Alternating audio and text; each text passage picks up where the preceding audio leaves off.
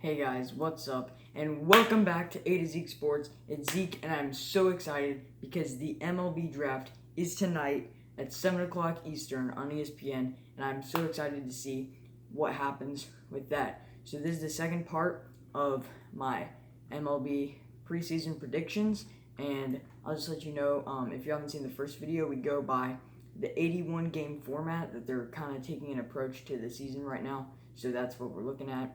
And I will be predicting the American League in this video because I already predicted the National League in the first video. So let's get down into it. We're going to start off with the AL East, which I have predicted that will stay the same as last year, and I'll tell you why. So starting off with the New York Yankees, who I have in first. And last year they won their first American League East title for the first time in 7 years. And they signed this offseason pitcher Garrett Cole to a 9-year, $324 million contract. And he was stellar last year. He was 20-5 with a 2.50 ERA and the best numbers of his career.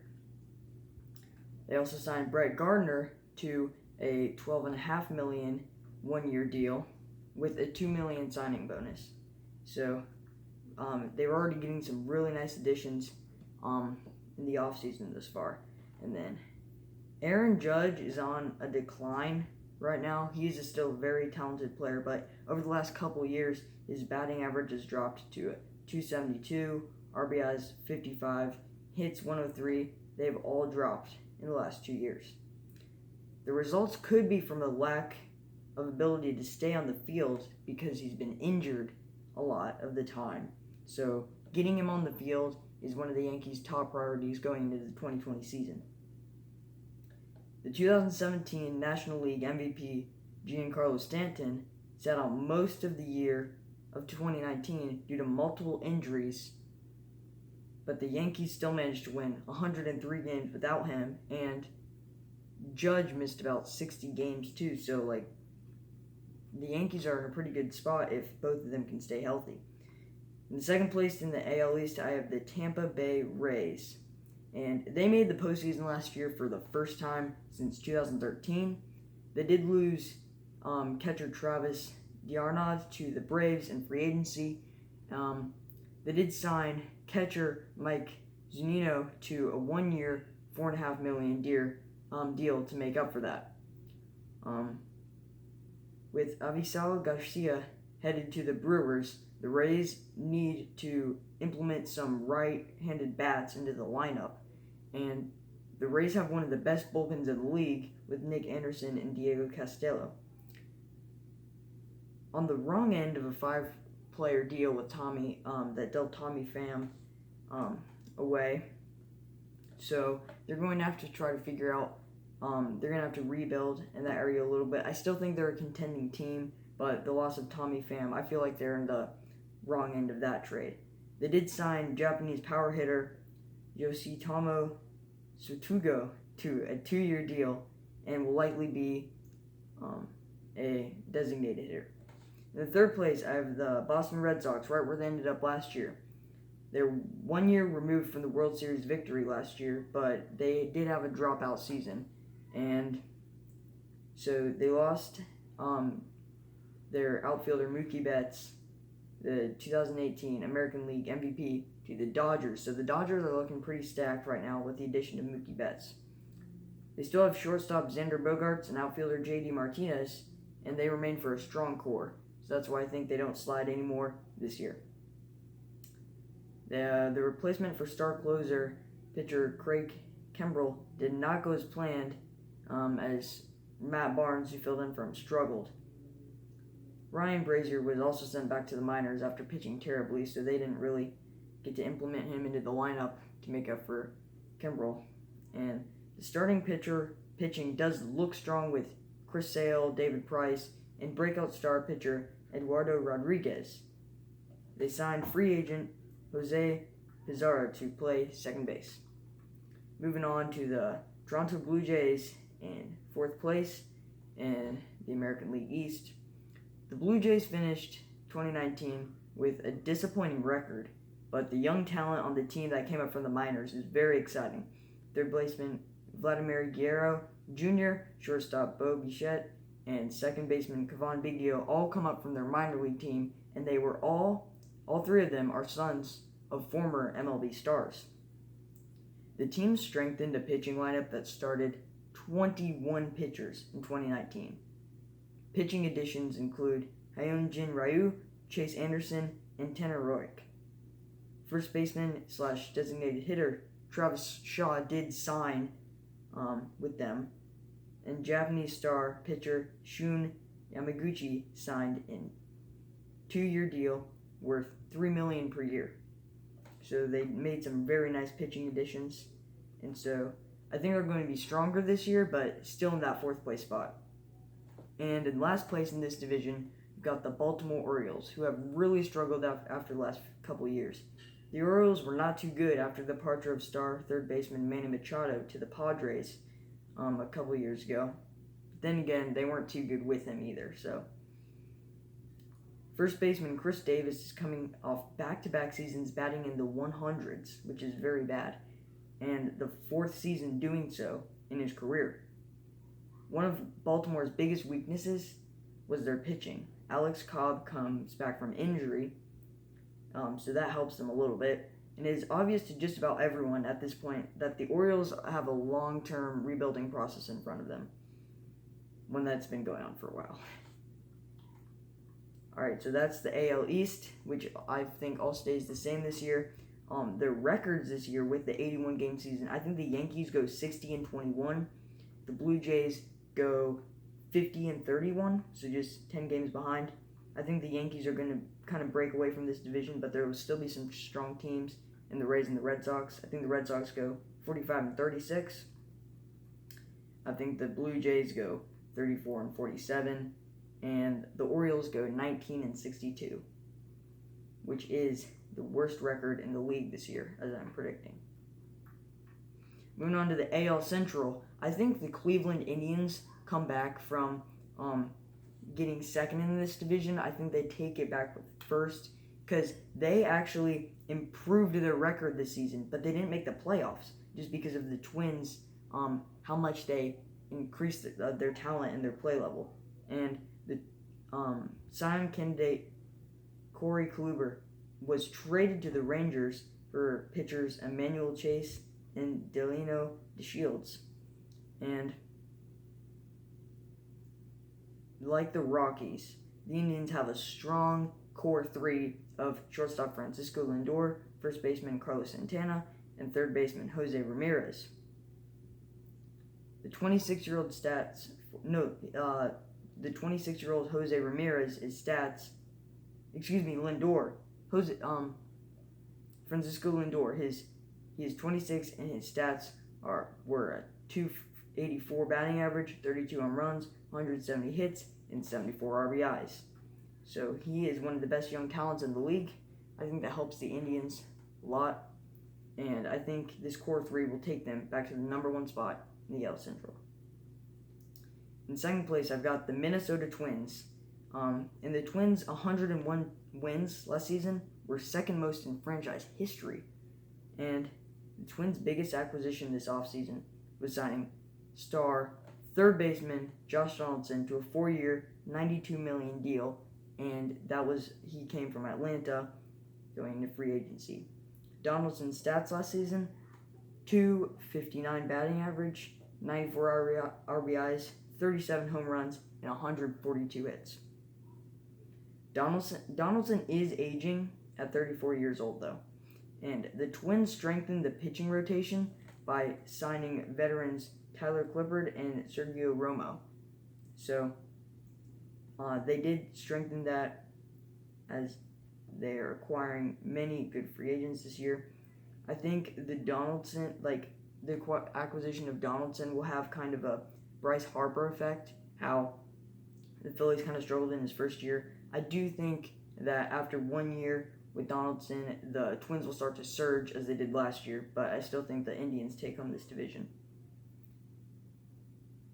Moving on, third place, the Kansas City Royals. The Royals, I think, will come back big after 2 rough 100-loss seasons with a young group of solid players. 2015 World Series MVP catcher Salvador Perez is likely to return for the season after missing the entire 2019 season due to injury. Whit Merrifield, who has batted over 300 in the last 2 seasons, I think will lead the way to this comeback season. And some young talent to watch on this team is right fielder George Soler and Markel Franco, in addition from the Phillies. I think in 4th place in this division is the Chicago White Sox. They'll drop from the 3rd place spot they had last year. Pitcher Steve Cishek joins the crew from the other side of Chicago, from the Cubs, and adds depth to the bullpen. They signed power hitter veteran first baseman Edwin Encarnacion to a $12 million deal with a $12 million option for the 21 season. 2015 Cy Young winner Dallas Keuchel joins the crew after stints with the Braves and the Astros. Keuchel's stats last year were 8-8 and a 3.75 ERA. They traded pitcher Steele Walker for right fielder Nomar Mazara. So I think Dallas Keuchel is definitely an upgrade from Steele Walker. So even though Keuchel's stats weren't brilliant, he's still a very solid pitcher, and I think that was only one of the biggest additions for the White Sox. And in last place, the team that had the worst record in the major leagues last year, the Detroit Tigers. So they finished with the worst record despite having one of the best hitters of the century, first baseman Miguel Cabrera, who batted .282, 139 home runs, 59 RBIs, and 12 home runs in 136 games played. He is a 2-time MVP and 11-time All-Star, and he has batted over 300 for his career. The Tigers also signed pitcher Ivan Nova to a 1-year contract to fill in some gaps in the rotation. This year, the Tigers will not be the worst team in the league. I think that's going to be the Orioles, but they will be the second worst. So that wraps up the American League Central. There are some changes in that from last year, and I think it'll be interesting to watch that division as it gets stronger because it's been viewed as one of the weakest divisions in the league. Moving on to the American League West, the last division in the American League, I think at number 1, the Houston Astros. They are coming off 3 straight 100-plus win seasons. I'm kind of torn with this pick because the Astros have one of the most stacked teams in the league, but I'm kind of wondering how much of it is this sign-stealing scandal and how much of it is the player's skill. So it'll be interesting to see. I think they'll still win this division. I think the Oakland Athletics go farther in the playoffs, though. But it'll be interesting to see how the Astros fare in the regular season. They did sign first baseman Yuli Gurriel to an already stacked roster. He had a .298 batting average and 31 home runs. So very good stats for him. 2017 AL MVP second baseman Jose Altuve, the 2018 All-Star MVP third baseman Alex Bregman, 2017 World Series MVP George Springer have all batted above .290 and 30 home runs for last season. And those are just some of the names for their stacked lineup. Star pitcher Justin Verlander returns for the season, and one of the most interesting names to watch in this lineup is breakout star Rookie of the Year Jordan Alvarez, who batted .313, 27 home runs, 98 hits, and 78 RBIs. And he was the Rookie of the Year. I think in second place for this division, the Oakland Athletics, and the A's traded minor league prospect infielder Alfonso Rivas for Tony Kemp from the Cubs. I can see why the Cubs wanted to trade Kemp away, as he batted a mere .183 in limited playing time for them. The A's agreed to a 2-year contract with previously released Jake Dykman for $7.5 million. The Athletics may have the best third baseman in baseball in Matt Chapman, who wowed on the offense and defense last season. I think in third place, the Los Angeles Angels surge up from the fourth place they got last year. After losing 90 games for the first time in 20 years, the Angels have put together a contending team this offseason. They got a new manager and former Cubs manager who led them to a 2016 World Series and the victory, Joe Maddon. Returning from injury after only playing 10 games in the league his first season, one of the most interesting players in the league, pitcher/designated hitter Shohei Ohtani. They also acquired third baseman Anthony Rendon from free agency, and he won a ring with the Washington Nationals last year, playing a very key role for them at third base. And he signed a 7-year deal with them, so they're going to have him around for a while. Defensive magician, shortstop Andrelton Simmons enters his last year as an Angel, so it'll be interesting if they pursue to re-sign him this season or just let him go away as he is aging. The Angels still have the best player in the game, center fielder Mike Trout, and he is only 28 years old. He has batted over 300 batting average for his career.